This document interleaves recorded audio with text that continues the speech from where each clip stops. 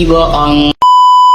Aku hanya memikirkan satu peraturan penting. Kenapa kau lakukan hari ini kalau kau bisa melakukannya besok? Hahaha. Few moments later.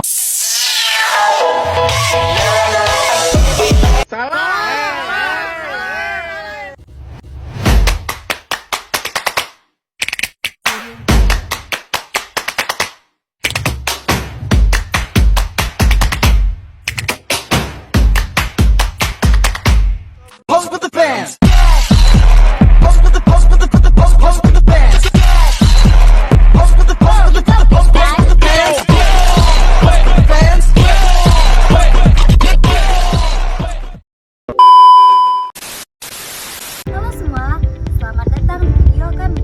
Tema yang akan kami bahas adalah penilaian kinerja dalam manajemen sumber daya manusia. Penilaian kinerja adalah proses menilai sejauh mana seseorang karyawan menjalankan tugas sesuai standar. Tujuan utamanya adalah mengevaluasi prestasi, mengidentifikasi kebutuhan pelatihan, menjadi dasar pemberian kompensasi, memotivasi karyawan, dan tentunya meningkatkan produktivitas organisasi. Sekarang mari kita masuk ke metode penilaian kinerja. Ada berbagai metode yang dapat digunakan organisasi, mulai dari metode tradisional hingga metode yang lebih modern. Metode yang paling umum adalah rating scale, yaitu menilai karyawan dengan skala angka. Misalnya dari 1 sampai 5, berdasarkan indikator tertentu seperti kedisiplinan atau produktivitas. Ada juga metode checklist, yaitu daftar pertanyaan atau pernyataan yang tinggal diberi tanda ya atau tidak. Metode yang lebih modern adalah 360 degree feedback. Dalam metode ini, kinerja seorang karyawan dinilai oleh banyak pihak, bukan hanya atasan. Penilaian bisa datang dari rekan kerja, bawahan, bahkan dari dirinya sendiri. Cara ini dianggap lebih adil karena menilai dari berbagai sudut pandang. Selain itu, ada manajemen by objektif atau MBO, di mana penilaian dilakukan berdasarkan pencapaian target yang sudah disepakati bersama. Misalnya, seorang sales ditargetkan mencapai penjualan tertentu, maka berhasilannya diukur dari pencapaian target tersebut. Selain aspek-aspek yang dinilai, ada juga berbagai faktor yang dapat mempengaruhi hasil penilaian kinerja karyawan.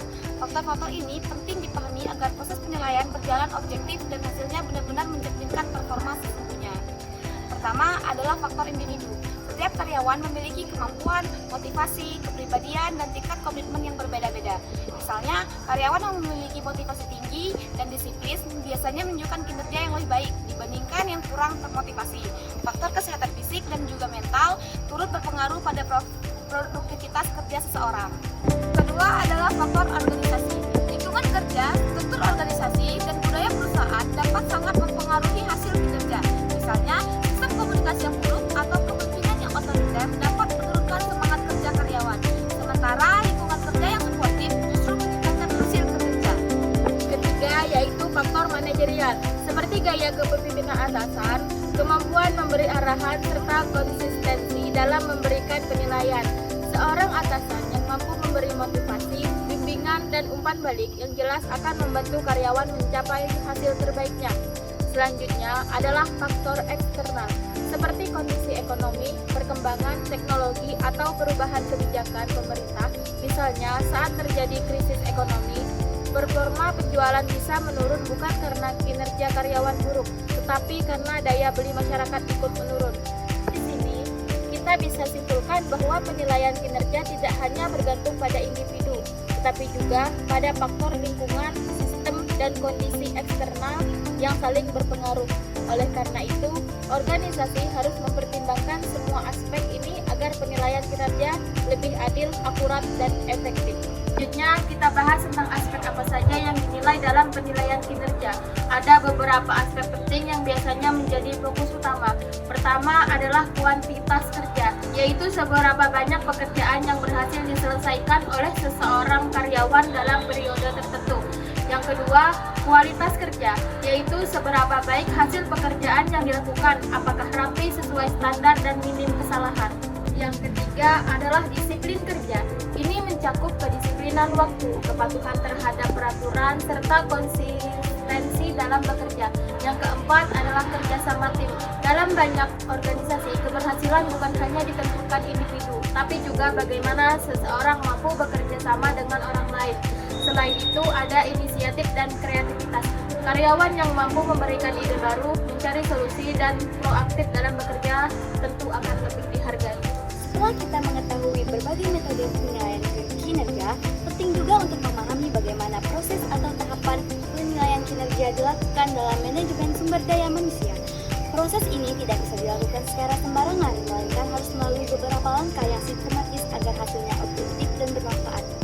Tahapan pertama adalah penetapan standar kinerja. Pada tahap ini, organisasi menentukan indikator atau ukuran keberhasilan yang ingin dicapai oleh setiap jabatan. Misalnya, standar produktivitas, kecepatan kerja, atau kepuasan pelanggan. Standar ini harus spesifik, terukur, dapat dicapai, relevan, dan berbatas waktu, atau sering disebut prinsip SMART Goals. Tahap kedua adalah pengukuran kinerja. Di sini, data dikumpulkan melalui observasi, laporan kerja, maupun hasil wawancara. Tujuannya adalah memperoleh gambaran nyata tentang performa karyawan selama periode tertentu. Tahap ketiga yaitu evaluasi dan pembandingan hasil kinerja. Hasil kerja karyawan dibandingkan dengan standar yang telah ditetapkan. Jika terdapat kesenjangan, maka dapat dianalisis apakah penyebabnya berasal dari faktor individu, lingkungan kerja, atau sistem organisasi. Tahap keempat adalah umpan balik atau feedback. Ini merupakan bagian yang sangat penting dalam penilaian kinerja.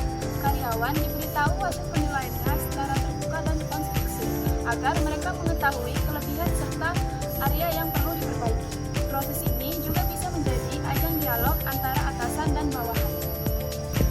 Tahap terakhir adalah tindak lanjut penilaian. Berdasarkan hasil tersebut, organisasi dapat mengambil keputusan seperti pemberian penghargaan, promosi, mutasi, pelatihan, atau bahkan perbaikan sistem kerja. Dengan cara ini, penilaian kinerja benar-benar berfungsi sebagai alat pengembangan, bukan sekedar formalitas administrasi. Meski penting, penilaian kinerja juga menghadapi tantangan. Salah satunya adalah subjektivitas penilai. Terkadang hasil penilaian dipengaruhi oleh hubungan pribadi atau persepsi yang tidak objektif. Ada juga tantangan berupa bias seperti favoritisme atau diskriminasi.